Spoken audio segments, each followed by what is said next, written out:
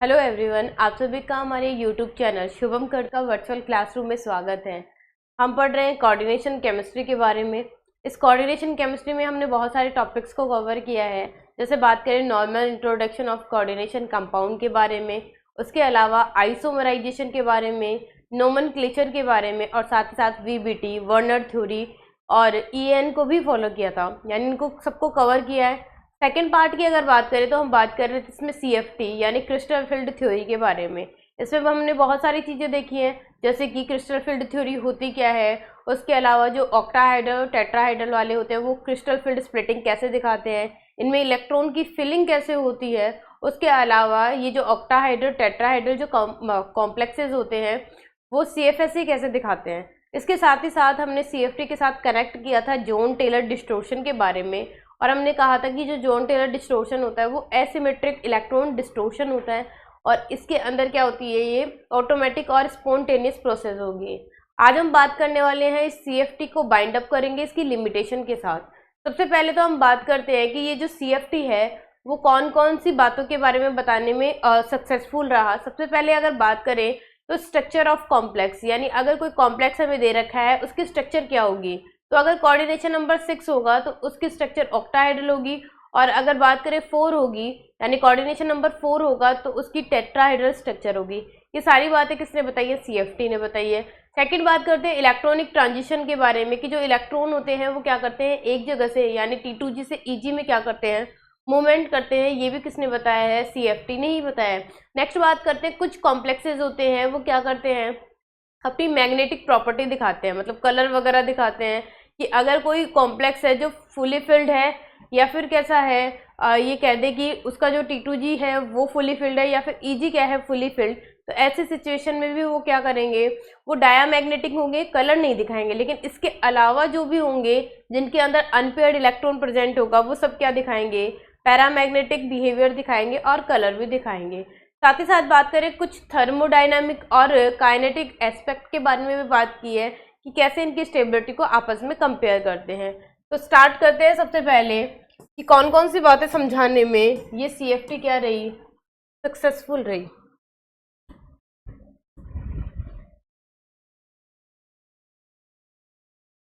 First of all बात करें crystal field theory explain successfully, यानी किन किन बातों के बारे में क्रिस्टल फील्ड थ्योरी ने बताया। तो फर्स्ट है द स्ट्रक्चर ऑफ कॉम्प्लेक्स, यानी अगर मैं बात करूं किसकी, निकेल Cl4 2- कॉम्प्लेक्स की, और एक और कॉम्प्लेक्स ले लेते हैं वो है FeCN6 और 4-। ये कॉम्प्लेक्स है, हमें पता है इनका जो कोऑर्डिनेशन नंबर है वो क्या है, तो यहाँ पे 4 कोऑर्डिनेशन नंबर है। इसका मतलब है इसके स्ट्रक्चर क्या तो टेट्राहाइड्रल होगी या फिर स्क्वायर प्लेनर होगी। और बात करें कोऑर्डिनेशन नंबर 6 के बारे में, तो 6 के लिए सिर्फ एक ही ज्योमेट्री होती है, वो होती है ऑक्टाहाइड्रल, अगर वो सिस्टम कैसा है, सिमेट्रिक है। तो ये सारी एक्सप्लेनेशन किसने बताई है, इस सीएफटी ने बताई है। लेकिन अगर सिस्टम कैसा होगा, एसिमेट्रिक होगा, अगर सिस्टम एसिमेट्रिक होगा तो 6 के लिए क्या हो जाएगी, डिस्टोर्टेड ऑक्टाहाइड्रल हो जाएगी, और 4 के लिए क्या हो जाएगी, डिस्टोर्टेड टेट्राहाइड्रल। ये सब हमें किससे पता चल रहा है, सीएफटी से पता चल रहा है। पहली बात किसके बारे में बताया है सीएफटी ने, स्ट्रक्चर ऑफ कॉम्प्लेक्स के बारे में। नेक्स्ट बात करते हैं द मैग्नेटिक प्रॉपर्टी के बारे में। अब ये मैग्नेटिक प्रॉपर्टी क्या होती है वो समझते हैं।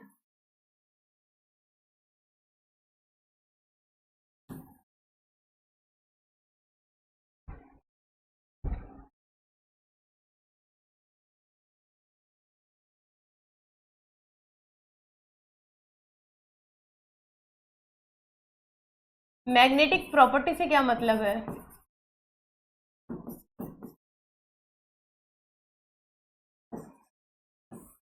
इसका मतलब है कि अगर कॉम्प्लेक्स कैसा है उसमें एक भी अनपेयर्ड इलेक्ट्रॉन नहीं है, अनपेयर्ड इलेक्ट्रॉन नहीं है, तो वो कॉम्प्लेक्स कैसा होगा, वो होगा डायामैग्नेटिक। एक भी अनपेयर्ड इलेक्ट्रॉन नहीं है।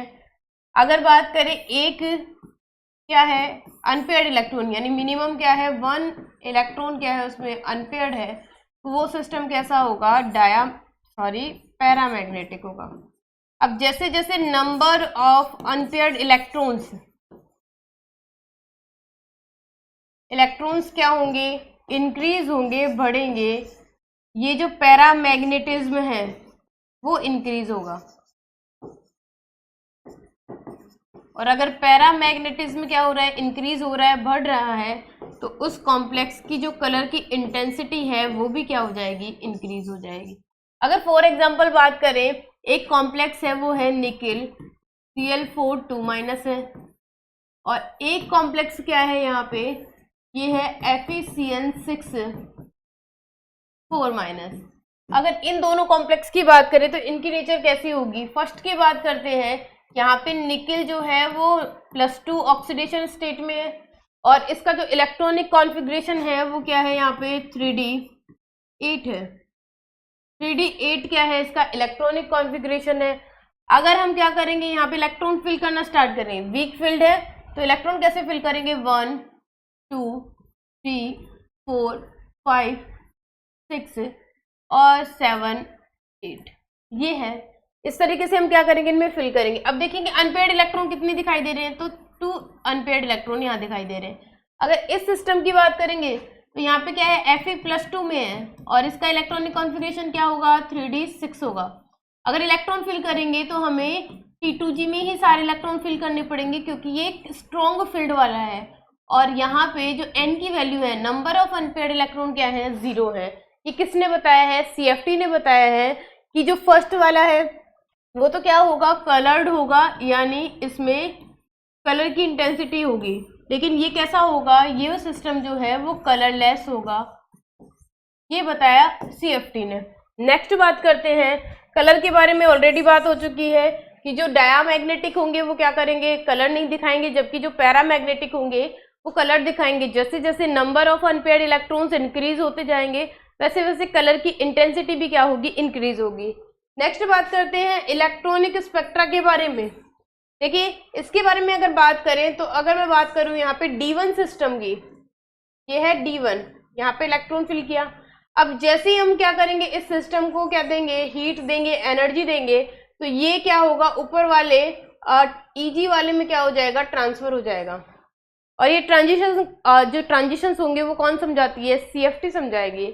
नेक्स्ट बात करते हैं kinetic and thermodynamic aspect of complex, यानी कि जो कॉम्प्लेक्स है कौन सा स्टेबल है, कौन सा लेस स्टेबल है, वो सारी इंफॉर्मेशन कौन देती है, CFT देती है। नेक्स्ट बात करते हैं, ये तो हो गई कि CFT ने किस किस के बारे में बताया। अब नेक्स्ट बात करते हैं इस CFT की लिमिटेशन क्या थी।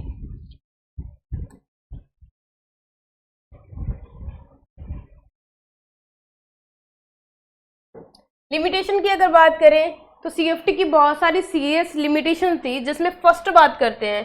फर्स्ट है कि CFT consider only the metal d orbital and s and p orbitals are ignored. यानी अगर बात करें, हमने CFT में जितनी भी बातें की वो की है d ऑर्बिटल्स के बारे में, कि d ऑर्बिटल्स क्या करते हैं, लिगेंड के साथ इंटरेक्ट करेंगे और क्या बनाते हैं, ये बॉन्ड बनाएंगे। और कैसी बॉन्डिंग होगी, इनमें होगी आयनिक बॉन्डिंग, इनमें आयनिक बॉन्डिंग प्रेजेंट होगी। ये कौन बताती है, CFT। जब हमने इंट्रोडक्शन पढ़ा था वहां पे बात की थी कि इनके अंदर इलेक्ट्रोस्टैटिक फोर्स ऑफ अट्रैक्शन होता है, जिसकी वजह से ये बॉन्डिंग दिखाते हैं, और वो कैसी होगी, आयनिक बॉन्डिंग। अब उसने p और s ऑर्बिटल को इग्नोर्ड किया, इनके बारे में कोई बात नहीं बताई, यानी s के बारे में और p के बारे में उसने बिल्कुल भी इसको अवॉइड कर दिया। लेकिन सिर्फ और सिर्फ किसकी बात की है, ये जो d ऑर्बिटल है कौन कौन से हैं, dz² है, dx² डैश y² है, dxy, dyz और लास्ट में है dxz। ये सारे ऑर्बिटल्स क्या करते हैं, मेटल के स्ट्रक्चर को समझने में, उसके इलेक्ट्रॉनिक स्पेक्ट्रा को समझने में, कलर को समझने में हेल्प करते हैं। लेकिन s और p ऐसा नहीं करते हैं। ये क्या थी, उसकी फर्स्ट लिमिटेशन थी, किसको इग्नोर करना, s और p ऑर्बिटल को इग्नोर करना। नेक्स्ट बात करते हैं सेकंड।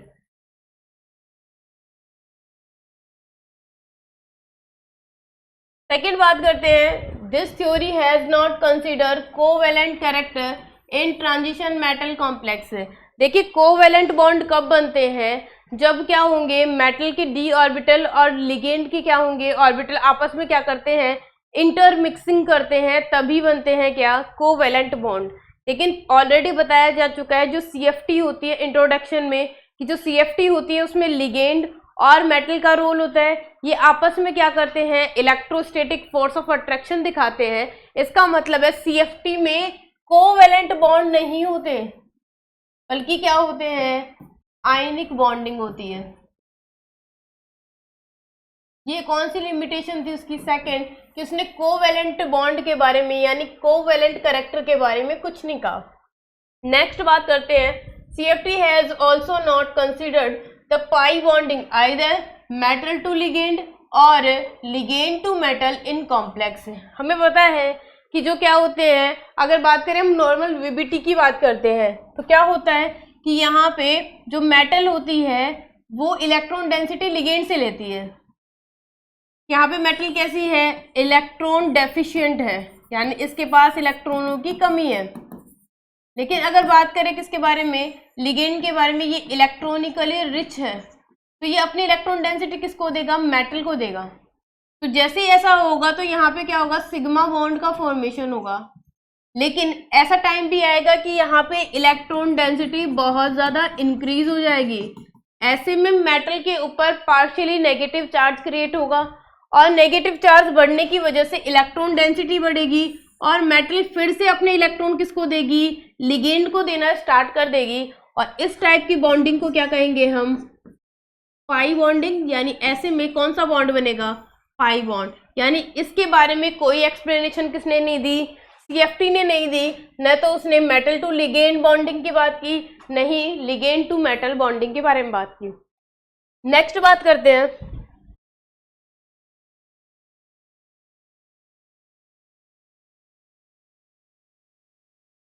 करते हैं, CFT can not explain the relative strength of ligand as given in spectrochemical series.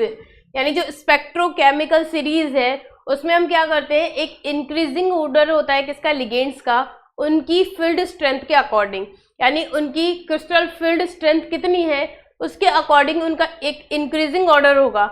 लेकिन इस इंक्रीजिंग ऑर्डर के बारे में कोई एक्सप्लेनेशन नहीं दी गई कि ये जो आयोडीन माइनस है उसकी सबसे कम क्यों है।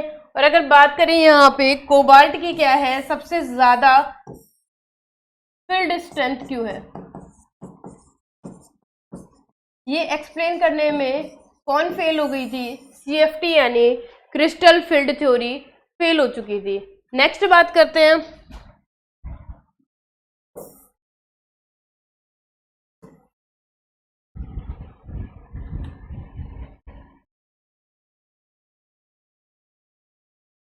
द कंपाउंड लाइक CrCO6 यानी क्रोमियम का कार्बोनिल के साथ कॉम्प्लेक्स और निकल का कार्बोनिल के साथ कॉम्प्लेक्स है। हमें पता है जो कार्बोनिल होते हैं वो न्यूट्रल वाले होते हैं। किसकी बात करते हैं यहाँ पे, CrCO6 की बात करते हैं। कार्बोनिल क्या है, न्यूट्रल है, जिसकी निकालनी होती है वो X है। इसका मतलब है X के ऊपर जो चार्ज होगा वो 0 होगा, मतलब क्रोमियम के ऊपर चार्ज क्या है, 0 है। और अगर बात करें कौन से वाले कॉम्प्लेक्स की, निकल CO4 की, सेम यहाँ पे भी निकल की जो ऑक्सीडेशन स्टेट है वो 0 है। किसकी बात कर रहे हैं यहाँ पे, निकल की। और यहाँ पे किसकी बात कर रहे हैं, क्रोमियम की। क्रोमियम क्या है, 0 ऑक्सीडेशन स्टेट में है, ठीक है। नेक्स्ट कह रहा है कि and the ligand is neutral, have no electrostatic force of attraction in between ligand and metal. Starting में बताया था कि जो CFT होती है, क्रिस्टल फील्ड थ्योरी होती है, एक्चुअल में मेटल जो होती है वो इलेक्ट्रॉनिकली डेफिशिएंट होती है, जबकि लिगेंड जो होते हैं वो इलेक्ट्रॉनिकली रिच होते हैं। यानी मेटल के ऊपर पार्शियली पॉजिटिव चार्ज होता है और लिगेंड पर पार्शियली नेगेटिव चार्ज होगा। ऐसे में जो लिगेंड है वो मेटल को इलेक्ट्रॉन देना स्टार्ट करता है और उनके बीच में जो बॉन्डिंग होती है वो होती है क्या, आयनिक बॉन्डिंग होती है, जिसे हम इलेक्ट्रोस्टैटिक फोर्स ऑफ अट्रैक्शन कहेंगे। लेकिन वो होने के लिए मेटल के ऊपर पार्शियली पॉजिटिव चार्ज और लिगेंड पर पार्शियली नेगेटिव चार्ज होना चाहिए। तो ऐसे में क्या है, देखो कि यहाँ पे जो क्रोमियम है उसके ऊपर भी क्या है, जीरो ऑक्सीडेशन स्टेट है उसकी, और जो कार्बोनिल है वो कैसा होता है, कार्बोनिल होता है न्यूट्रल नेचर का, न्यूट्रल नेचर का होता है। तो इनके बीच में कोई इलेक्ट्रोस्टैटिक फोर्स ऑफ अट्रैक्शन तो हो नहीं सकता था। तो इन दोनों कंपाउंड के बारे में जो एक्सप्लेनेशन है वो कौन नहीं बता पाई थी, सीएफटी नहीं बता पाई थी। ये हो गया किसके बारे में, लिमिटेशंस के बारे में।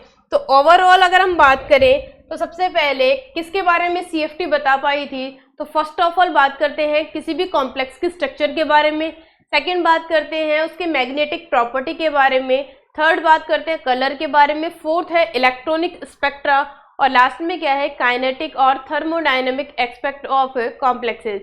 इनके बारे में एक्सप्लेन कर पाई थी क्या, सीएफटी यानी क्रिस्टल फील्ड थ्योरी। लेकिन किन बातों के बारे में एक्सप्लेन नहीं कर पाई थी कि जो सीएफटी है उसमें सिर्फ बातें की गई है मेटल के डी ऑर्बिटल की, एस और पी ऑर्बिटल को इग्नोर किया गया है।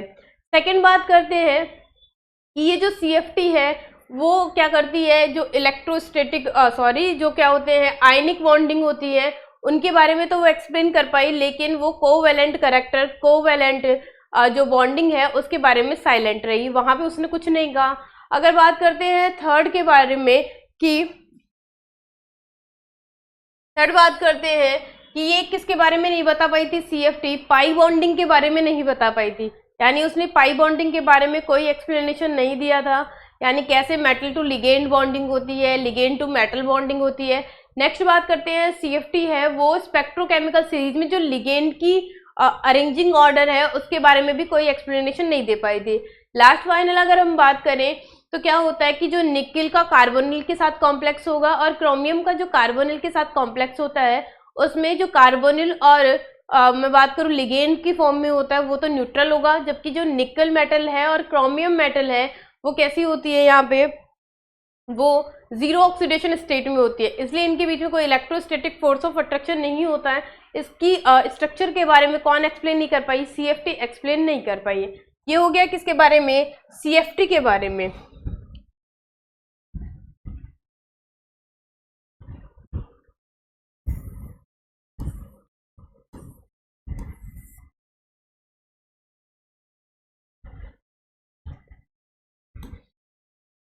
तो आई होप आपको ये वीडियो पसंद आया होगा। तो आप इस वीडियो को ज़्यादा से ज़्यादा अपने फ्रेंड्स में शेयर कीजिए, साथ ही साथ इस वीडियो को लाइक कीजिए और हमारे इस चैनल को सब्सक्राइब कीजिए और पास में जो बेल दी गई है उसको भी क्लिक कीजिए, ताकि जब भी हमारे इस चैनल पे कोई भी वीडियो अपलोड हो तो सबसे पहले आपके पास नोटिस आ सके। तो वीडियो को देखने के लिए धन्यवाद।